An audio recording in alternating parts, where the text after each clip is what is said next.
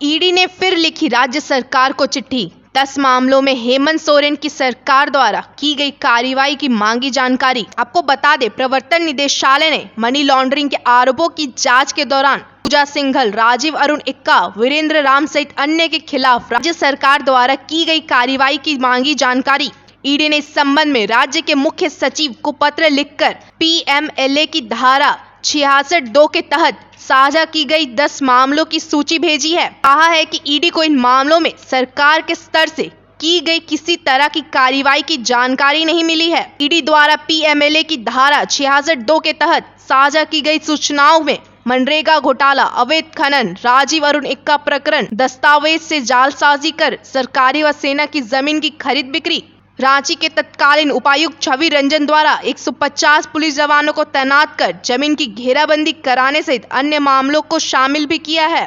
ED ने इससे पहले 2022 नवंबर में मनरेगा घोटाले में पूजा सिंघल द्वारा की गई मनी लॉन्ड्रिंग से संबंधित सूचना साझा की थी। दिसंबर 2022 में पूजा सिंघल से जुड़ी संपत्ति जब्त करने के आदेश की कॉपी भी राज्य सरकार को दी थी। ईडी ने दस्तावेज में जालसाजी कर जमीन की खरीद बिक्री मामले की जांच के दौरान बरियातों स्थित सेना के कब्जे वाली जमीन की खरीद बिक्री में शामिल लोगों की सूचनाओं और कारनामों को सरकार के साथ साझा किया। इसके अलावा जमीन कारोबारी अफसर के घर से मिले 36 फर्जी डीड का ब्यौरा सरकार को भेजकर मामले की जांच करने और इन दस्तावेज के सहारे की जा रही खरीद बिक्री पर रोक लगाने का अनुरोध किया था।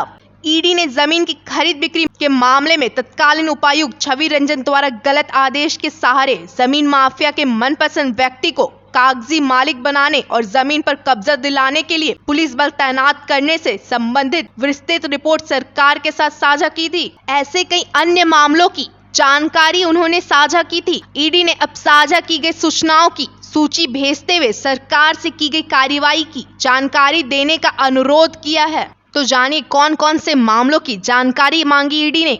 8/5/2023 मुख्य अभियंता वीरेंद्र राम व उसके सहयोगियों से संबंधित 22/7/2023 36 फर्जी दस्तावेज के सहारे जमीन की खरीद बिक्री। 13/7/2023 हेयल मौजा की जमीन के मामले में श्याम सिंह, विनोद सिंह, रवि सिंह भाटिया द्वारा की गई जालसाजी। 19/7/2023 न्यायालय में दाखिल जगत बंधु टी स्टेट से संबंधित आरोप पत्र। 23/6/2023 जमीन कारोबारियों के घर से अफसरों के पदनाम से बना फर्जी स्टाम्प। 19/9/2023 साहिबगंज अवैध खनन के मामले में जिले के प्रशासनिक अधिकारियों के साथ संयुक्त जांच रिपोर्ट। 18/11/2022 पूजा सिंघल की भूमिका के सिलसिले में 9/12/2022 पूजा सिंघल से जुड़ी 82.77 करोड़ की संपत्ति जब्त करने से संबंधित। 23/6/2023 पूजा सिंघल से जुड़ी संपत्ति जब्त करने के आदेश पर एजुकेटिंग अथॉरिटी का आदेश। 26/9/2023 विशाल चौधरी व राजीव अरुण एक्का से संबंधित।